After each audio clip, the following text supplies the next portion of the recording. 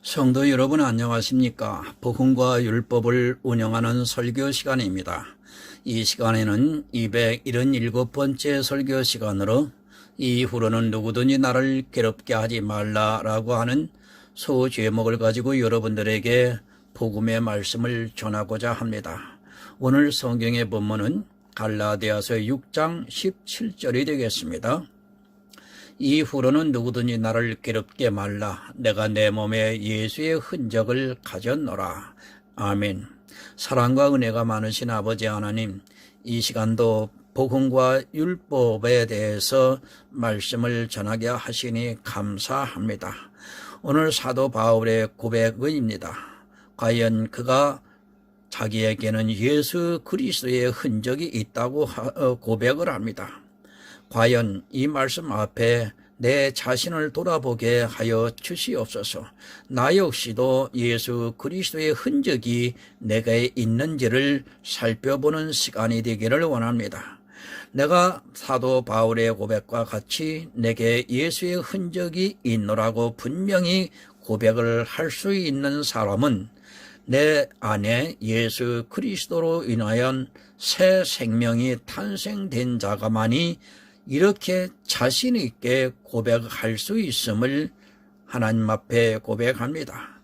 아버지 하나님, 오늘 말씀을 전하고 듣는 이 자리에 성령께서 역사해 주셔서 이 시간 모두가 성령으로 주님의 영을 통하여 거듭남에 있는 역사가 이루어지게 하여 주시고, 모두가 나도 역시 예수 그리스도의 흔적을 가지고 있노라라고 구원의 확신의 믿음의 고백으로 할 수 있게 도와주시옵소서.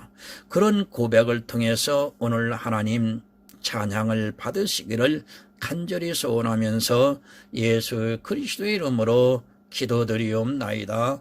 아멘. 성도 여러분, 갈라디아서는 율법주의를 경계한 말씀입니다. 이 시대 역시 갈라디아 교회와 별로 다를 것이 없는 교회의 상을 보여주고 있습니다. 어떻게 하든지 율법의 모양을 내려고 하는 것을 볼 때 참으로 안타까운 마음을 금할 수 없습니다.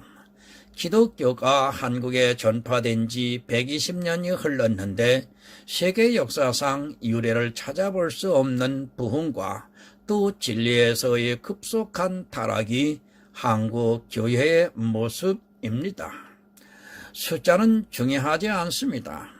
교인의 수가 많다는 것이 결코 진리를 아는 데 있어 도움이 안 된다는 것을 알아야 합니다.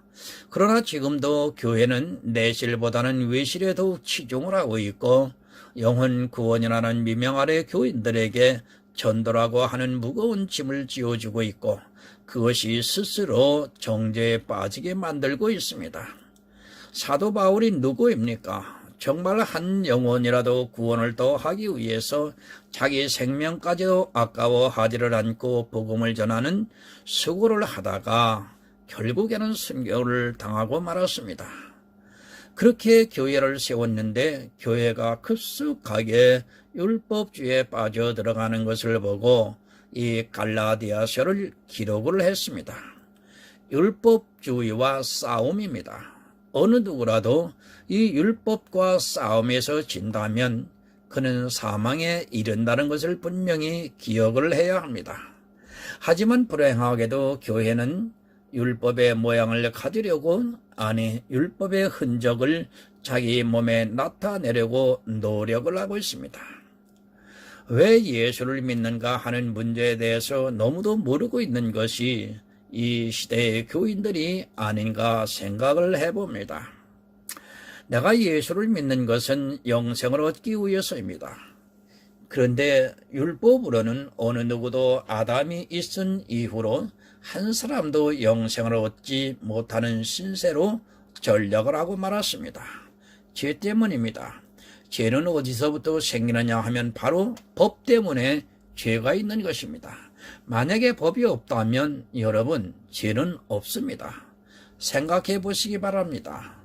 1950년도 아니 그 이후에도 무단횡단이라는 말이 없었습니다. 아니 군자는 대로행이라는 말이 있듯이 사람은 더구나 지체가 있는 사람이라면 대로로 거들어 다니는 것을 습관으로 살아왔습니다. 대로로 못 가게 한다면 그것이 오히려 잘못된 것입니다. 그때는 차가 다녀도 사람들은 대로로 다녔고 누구 하나 법을 어겼다고 말하지도 않았습니다. 그리고 차가 점점 많아졌습니다. 이제는 더 이상 사람이 대로로 다니다가는 사고가 발생을 해서 다치거나 죽는 일이 발생을 하니까 법으로 만들었습니다. 대로로 다니던 사람들이 이제는 인도를 만들어서 인도를 다니고 대로로 다니면 오히려 이제는 벌금을 물게 되었습니다. 법이 생기니까 죄가 생기고 또 뭐가 생겼습니까? 사람들이 인도로 다니는 모양이 생기게 되었습니다. 보기가 좋아졌습니다. 무질서하게 사람과 차가 아슬아슬하게 섞여 다니는 것이 이제는 차는 차도로 사람은 인도로 다니니까 너무도 질서가 잡히고 보기에 좋은 것입니다. 바로 율법의 기능이 제대로 나타나는 것입니다. 사람들은 이렇게 나타나는 모습을 보고 너무도 좋게 보고 있습니다. 제가 지금 무질서를 주장하고자 하는 말이 아닙니다. 율법이라는 것을 설명을 하려다 보니까 어쩔 수 없이 예를 이렇게 들고 있습니다. 그리고 아직 발달을 하지 못한 저 아프리카 같은 나라에서 혼잡하게 차가 와서 사람이 섞여서 다니는 것을 보면 참으로 미개하다고 생각을 하게 됩니다. 너무 좋습니다. 제가 그것이 나쁘다는 것이 절대 아닙니다. 그것이 사람들이 육체의 모양을 내는 것입니다. 법이 이렇게 사람들로 하여금 육체의 모양을 내게 하고 있고 그 모양이 사람들의 눈에 너무도 보기에 좋습니다. 물론 이런 기초 질서를 제가 비판하고자 지금 설교를 하는 것이 절대로 아닙니다. 사람들은 이렇게 모양 내기를 좋아합니다. 특히 교회 안에 있는 사람들은 더더욱 자기들이 하나님을 바로 믿고 있다는 것을 나타내고 싶어서 그렇게 하고 있습니다. 교회 안에서 삶과 그렇게 모양을 내고 있는 것이 다 율법이라는 것을 알아야 하는데 오히려 그것을 통해 자기들이 하나라는 결속력을 다지고 있습니다.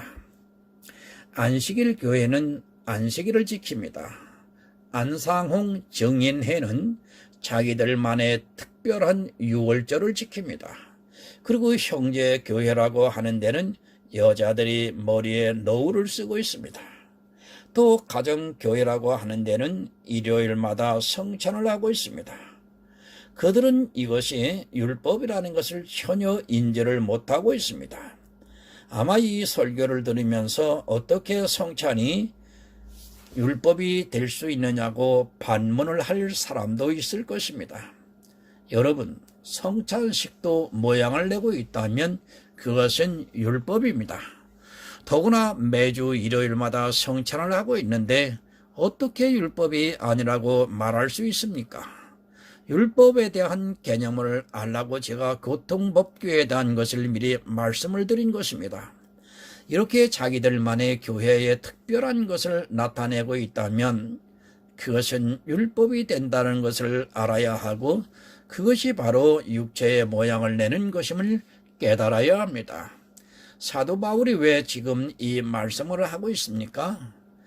이후로는 누구든지 나를 괴롭게 하지 말라. 내가 내 몸에 예수의 흔적을 가졌노라 라고 말하고 있습니다. 사람들이 자기 육체에 너무도 모양을 내는 것을 좋아하니까 그것이 율법이라는 것을 가르쳐 주면서 누구든지 나를 괴롭게 하지 말라고 말씀을 하고 있습니다. 여러분, 할례입니다. 이스라엘 백성에게는 너무도 중요한 모양이었습니다. 그것은 아브라함의 자손이라는 표시이기 때문에 그들은 율법으로 생각을 하지 않고 자기들이 이스라엘이라는 것을 나타내기 위해서 할례를 행했습니다. 그들에게 할례는 아브라함의 자손이라는 표시이기도 합니다. 무슨 말씀인가를 잘 이해하시기 바랍니다. 자기들이 구원을 받은 아브라함의 자손이라는 대표적인 표시가 바로 할례였습니다. 지금 이 시대도 자기들이 아브라함의 자손이라는 것을, 구원받은 자들이라는 것을 그렇게 육체의 모양으로 나타내고자 하고 있다는 것을 분명히 알아야 합니다. 내가 성도입니다. 아니, 성도라면 당연히 해야 할 일이 있다고 주장을 합니다. 그러면서 내 육체로 어떤 것을 행하고 있다면, 아니 삼가 지키고 있다면 그것은 여러분 다 율법주의입니다. 은사도 마찬가지입니다. 어느 교회에서는 방언을 해야 성령을 받았다고 주장을 하면서 모두가 방언을 하려고 애를 쓰고 심지어는 억지 방언까지 하고 있는데, 이건 역시 육체의 모양이 된다는 것을 여러분 잊어서는 안 된다는 것을 분명하게 말씀드립니다. 할례와 무엇이 다릅니까? 그 교회에 나가는 사람들은 모두가 방언을 하려고 하고 있고, 그것이 마치 성령을 받은 증 변화되는 것처럼 주장을 하고 있다면, 그것은 초대교회에 가만히 들어온 유대인들이 이방인들에게 억지로 할례를 받게 한 것과 전혀 다르지 않다는 것을 알아야 합니다. 성경에 있다고 해도 되는 것이 아닙니다. 성경에 기록되어 있는 것을 삼가 지키고 그것을 통해 육체의 모양을 내고 있다면 그것은 모두가 다 율법이라는 것을 잊지 마시기 바랍니다. 오죽했으면 사도 바울이 이렇게까지 했겠습니까?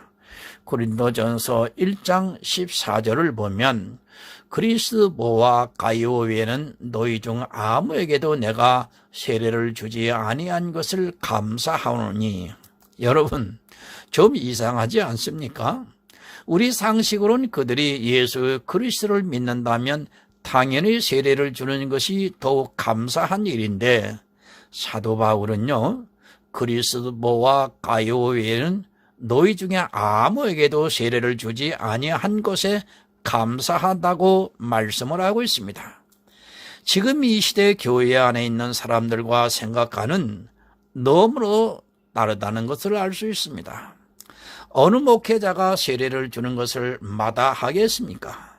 자기 교회에 나와서 어느 정도 시간이 지나고 또 예수 그리스도를 영접했다고 고백을 하면 당연히 세례를 주는 것을 감사하게 생각할 것입니다. 세례를 안 받는다고 해도 억지로라도 세례를 주고 싶어 하는 것이 이 시대 교회 목회자들의 모습입니다. 저도 이 말씀을 읽고 나서 동감을 하게 됐습니다. 왜 그러느냐 하면 저도 역시 세례를 준 사람은 한 사람도 없습니다. 왜 그렇습니까? 세례는 성령 세례만이 세례인 것입니다. 그런데 사도 바울은 안 준 것에 대해서 감사하다고 말을 하고 있습니다. 만약 이 시대 오는 목사가 교회가 점점 성장을 해서 교인들이 많이 들어오는데 세례를 안 준다고 하면 아마 저 목사는 조금 이상하다고 하면서 의심을 할 것입니다. 지금 교회 안에서 세례는 너무도 당연한 것이 되어서 세례를 안 주는 것은 있을 수 없는 일이 되고 말았습니다. 교인이 교회에 나와서 1년이 지났는데도 세례를 안 줄 목사는 지금 아무도 없을 것입니다. 그런데 사도 바울은 다르게 말씀을 하고 있습니다. 자기가 세례를 주는 것에 대해서 감사하는 것이 아니라 세례를 안 준 것에 대해서 감사를 한다고 말씀을 하고 있습니다. 여러분, 정말 바로 알아야 합니다. 세례도 이스라엘의 할례와 같이 그들의 마음의 표식이 될 수 있기 때문입니다. 무슨 말씀이냐면 이스라엘의 할례를 보면서 자기들이 아브라함의 자손이라고 생각했던 것과 같이 이 시대도 역시 자기가 받은 세례를 통해서 자기가 믿음의 조상 아브라함의 자손이라고 착각을 하는 것을 염려했기 때문입니다. 세례 아무것도 아닙니다. 제가 세례 주는 것 자체를 부정하고자 이 말씀을 드리는 것은 또한 절대로 아닙니다. 하지만 세례를 받은 것이 마치 구원을 받은 것으로 오해를 하게 해서는 안 된다는 것을 알아야 합니다. 세례를 받고 세례 교인으로서 행하는 것을 보면서 자기가 구원을 받은 것으로 착각을 하게 만들고 있습니다. 특히 성경을 잘못 해석해서 성찬을 할 때 세례 교인들만 하는 것은 그것을 구원의 표로 만들고 있는 아주 어리석은 생각임을 여러분들은 기억해야 합니다.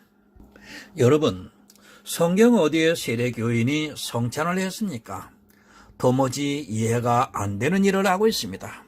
성경에도 없는 규례를 자기들이 만들어서 행하고 있습니다.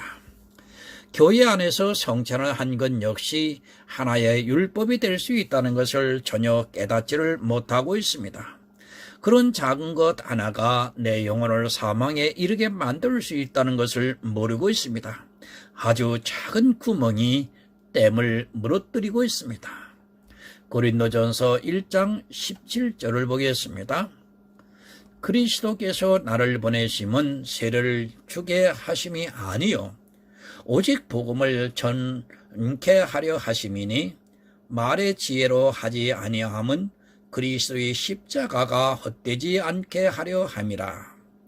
그리스도께서 나를 보내심은 세례를 주게 하려 하심이 아니라고 말씀을 하고 있습니다.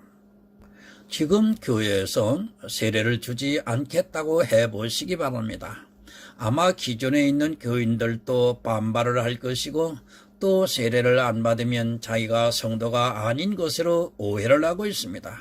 세례를 꼭 받아야 하는 것 같이 모두가 알고 있습니다.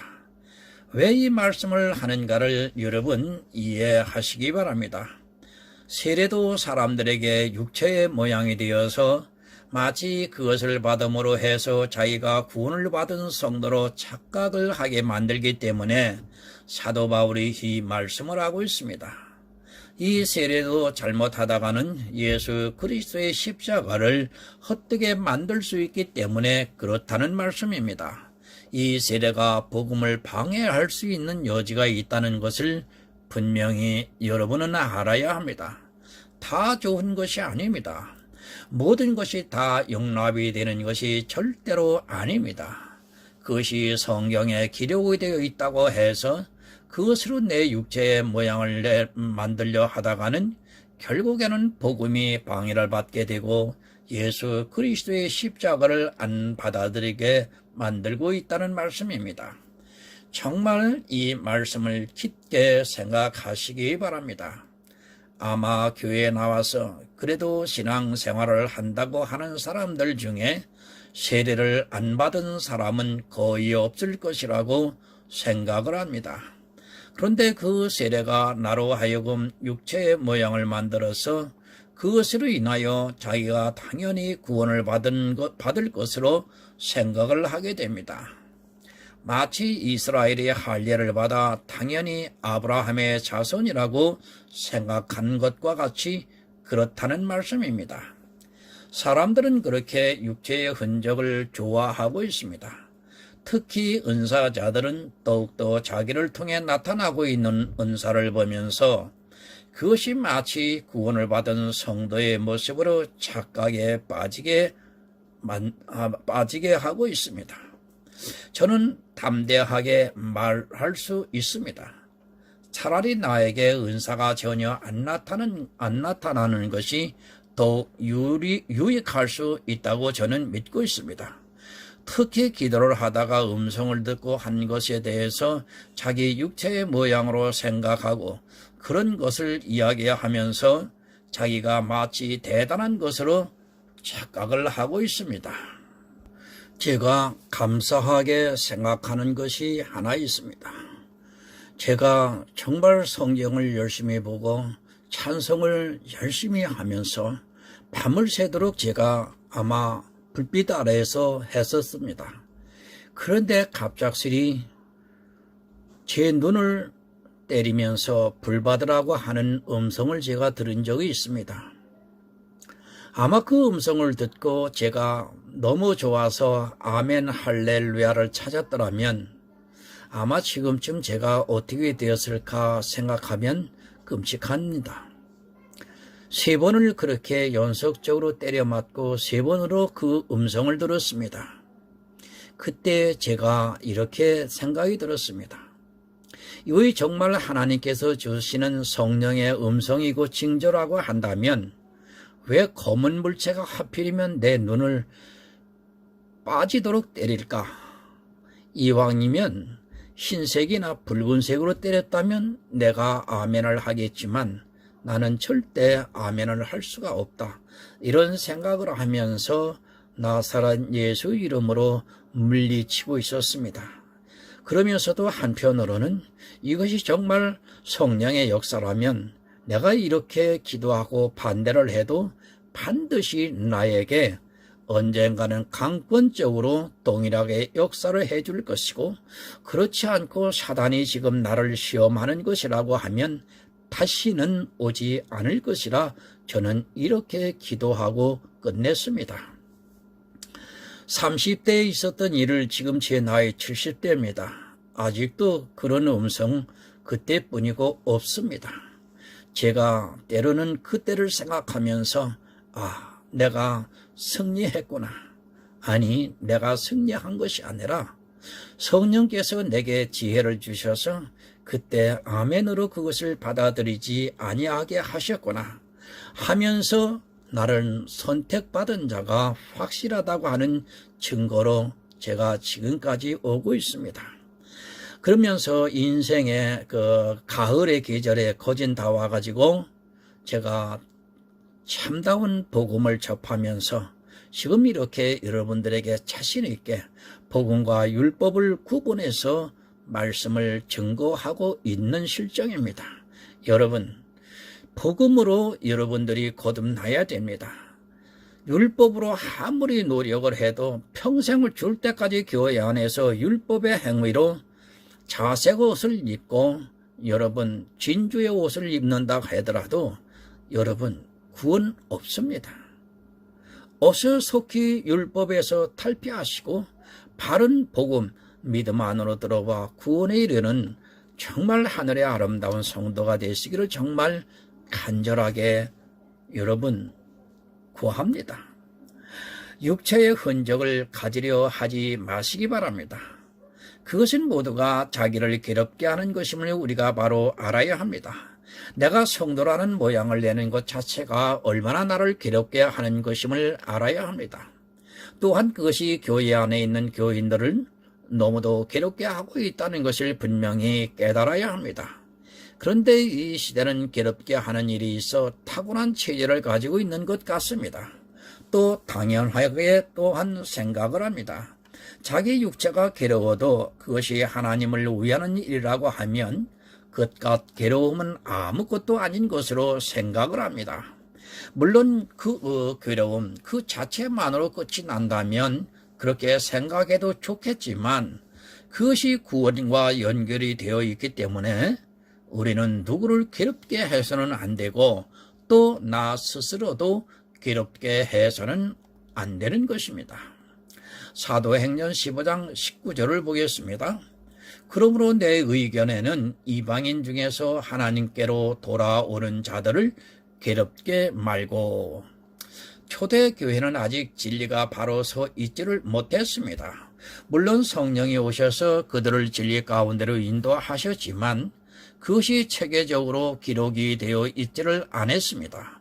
그러다 보니까 이것을 해야 하는가 아니면 하지 말아야 하는가에 대해서 서로 의견이 다를 수 있었고 지금 이 말씀을 하고 있습니다.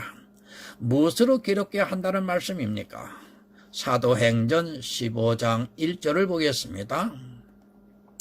어떤 사람들이 유대로부터 내려와서 형제를 가르치되 너희가 모세의 법대로 할례를 받지 아니하면 능히 구원을 얻지 못하리라 하니라. 사실 이 말은 너무도 당연합니다. 왜 이런 말이 나오는가를 잘 알아야 합니다. 지금은 우리가 할례에 대해서 완전하게 자유하는 시대를 살아가고 있기 때문에 할례가 전혀 문제가 되지 않지만 당시 이스라엘에게는 하나님을 믿는 이방인이라 해도 할례를 안 받는 것은 있을 수 없는 일이었습니다. 그 이유를 성경을 통해서 찾아보도록 하겠습니다. 출애굽기 12장 48절입니다. 너희와 함께 거하는 타국인이 여호와의 유월절을 지키고자 하거든 그 모든 남자는 할례를 받은 후에야 가까이 하여 지킬 것이니 곧 그는 본토인과 같이 될 것이나 할례받지 못한 자는 먹지 못할 것이니라. 이방인도 하나님을 믿을 수 있다는 것을 율법이 증거하고 있습니다. 그러나 반드시 그들이 하나님을 믿으려고 하면 할례를 받아야 그것을 인정해 주었습니다. 만약 할례를 받지 않냐고 함께 유월절을 지키거나 하나님을 믿는다고 하면 그것을 인정해 주지를 않았습니다. 할례는 이스라엘에게 있어 자기들이 하나님의 백성이라는 확실한 표시이기도 했습니다. 너무도 당연한 주장입니다. 더구나 그것을 율법에서 정하고 있고 이스라엘 사람이라면 당연히 할례를 받아야 하기 때문에 할례를 받지 아니한 이방인이 하나님을 믿는다고 할 때 그들이 가장 처음 요구하는 것이 바로 할례였습니다. 그들은 이것이 단순한 할례가 아니라 구원과 연결이 되고 있다고 말을 하고 있습니다. 마찬가지로 지금 세례를 받는 것 역시 사람들의 생각에는 은연중에 구원과 연결이 되어 있다는 것을 알아야 합니다. 오직 예수입니다. 구원과 연결이 되어 있는 것은 예수 그리스도에는 아무것도 없습니다. 그런데 할례가 이스라엘에게 있어 구원과 연결이 되어 있는 것 같이 이 시대의 세례라든지 여러 가지 육체의 모양이 구원과 연결이 되어 있다는 것입니다. 그들도 구원은 오직 예수라고 말합니다. 그러나 이것을 해야 한다고 주장을 하고 있습니다.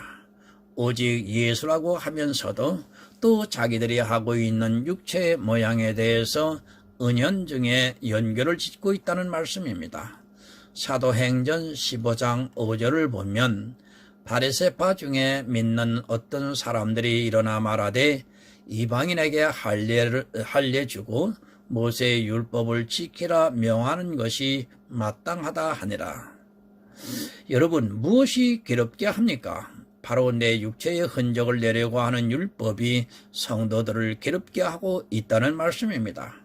지금도 교회 안에 있는 다수의 사람들은 어떤 모양이든지 자기의 육체에 이러한 흔적이 나는 것을 너무도 좋게 생각을 하고 그것을 자랑하고 있습니다. 심지어는 자기가 꿈을 꾸는 것까지도 자랑을 하고 있는 것이 지금 교인들의 모습입니다. 꿈이 뭡니까? 무당들이 가장 좋아하는 것이 바로 꿈입니다.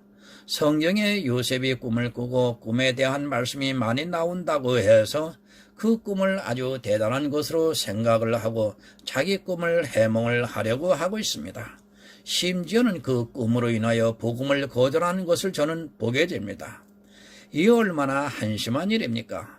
그 꿈으로 복음을 거절하고 있다면 그는 육체의 흔적은 불행입니다. 안타깝습니다. 기독교인들에게 무엇을 한다고 하면 다 기도해보겠다고 이야기를 합니다. 그런 말을 들을 때마다 가슴이 딱 막히는 것을 느끼게 됩니다. 기도를 해서 무엇을 어쩌겠다는 것입니까? 그 기도의 응답도 하나의 육체의 흔적이 된다는 것을 왜 모르고 있습니까? 가장 답답합니다. 그 정도 살이 분별이 안 돼서 기도를 꼭 해야 합니까? 무당한테 가서 이야기를 해보시기 바랍니다. 자기가 결정할 무슨 일이 있으면 기도하고 난 후에 답을 해주겠다고 합니다. 지금 한국교회가 얼마나 샤머니즘에 빠져 있는가를 생각하시기 바랍니다. 기도해 보겠다고 하는 것 자체가 얼마나 믿음이 없는 행위라는 것을 전혀 모르고 있습니다. 시편 23편 3절을 한번 보겠습니다. 내 영혼을 소생시키고 자기 이름을 위하여 의의 길로 인도하시는도다. 여러분, 나를 누가 인도하십니까? 내가 사망의 음침한 골짜기를 다닐지라도 내가 안위할 수 있는 것은 주께서 나와 함께 하시기 때문입니다. 설령 내가 사망의 길을 갈지라도 내가 판단을 잘못했을지라도 나를 구원하시는 분은 하나님이십니다. 그것을 꼭 기도를 해야 합니까? 기도를 하면 하나님이 하라 말라 대답을 해 주십니까? 마음의 감동을 받는다고 하는데 그 감동이라는 것이 진리의 성령이라고 누가 말합니까? 자기 생각입니다. 성령은 내 구원에 대해서 진리에 대해서만 감동을 해 주시는 것이지 내가 무엇을 해야 하나 말아야 하나 한 것을 가르쳐 주지를 않습니다. 설령 내가 판단을 잘못해서 잘못된 길을 갈지라도 주님께서는 반드시 나를 다시 바른 길로 갈 수 있게 인도하시고 있다는 것을 믿는 것이 바로 믿음이 있는 성도입니다. 기도가 얼마나 샤머니즘적이고 또 자기 육체의 흔적을 만들려고 하는 것인가를 바로 알아야 합니다. 잠언서 16장 9절을 보면 사람이 마음으로 자기의 길을 계획할지라도 그 걸음을 인도하는 자는 여호와시니라. 기도하면 마음으로 생각이 납니다. 하지만 내 마음에 잘못된 생각을 했을지라도 구원을 받을 성도는 그 걸음을 인도하시고 있습니다. 절대로 내가 잘못된 길로 가지 않게 인도하시고 있다는 것을 믿어야 합니다. 그런데 이 시대는 믿음보다는 자기들이 하는 기도를 더욱 신뢰를 하고 있습니다. 그런 것으로 자기 육체에 흔적을 내려고 하고 있습니다. 기억하시기 바랍니다. 꼭 율법만이 내 육체의 모양이 아니라 내가 교회 안에서 행하고 있는 사실, 샤머니즘적인 것들이 그리고 삶과 행하고 있는 것, 성도라면 당연하게 행하고 있는 것들이 예수 그리스도의 복음을 방해하고 있다는 것을 바로 깨달으시기를 바랍니다. 육체의 모양을 괴롭게 하고 있습니다. 물론 육체적으로 그 모양을 내려고 하면 괴롭겠지만 예수를 아는 데 있어서 방해가 되기 때문에 사도 바울은 괴롭다고 말씀을 하고 있습니다.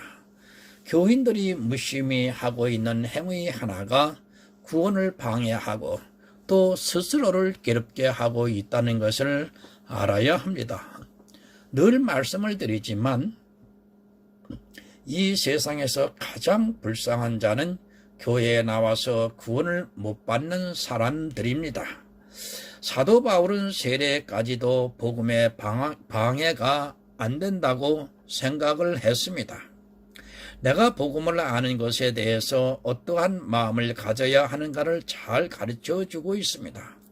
복음에 조금이라도 방해가 된다면 우리는 모든 것을 버릴 수 있는 마음의 준비가 되어 있어야 합니다.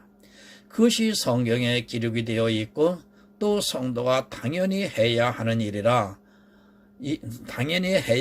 일이라 할지라도 복음에 방해가 된다면 저는 모든 것을 버릴 수 있습니다. 또한 육체의 모양을 내려 하지 않을 것입니다. 내가 내고 있는 신앙의 모습, 육체의 모양 하나가 내가 복음을 아는데 장애물이 되어 가로막을 수 있다는 것을 알아야 합니다. 그러나 이 시대는 너무도 그런 육체의 모양을 좋아하고 있고 그런 흔적을 자기 몸에 가지고 있으려고 하고 또 그것을 자랑하고 싶어 합니다. 오직 예수입니다. 사도 바울은 나를 괴롭게 하지 말라. 내 몸에 예수의 흔적이 있다고 말씀을 하고 있습니다. 예수의 흔적이 어디에 있습니까? 육체에 가지고 있는 것이 아니라 그 마음에 있다는 말씀입니다. 예수 그리스도를 마음으로 믿고 있기 때문에 율법의 모양이나 신앙의 모양으로 인하여 나를 괴롭게 하지 말라고 하고 있습니다. 뭐가 더 필요합니까?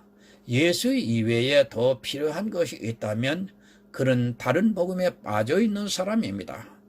예수를 믿는 믿음만 있으면 됩니다.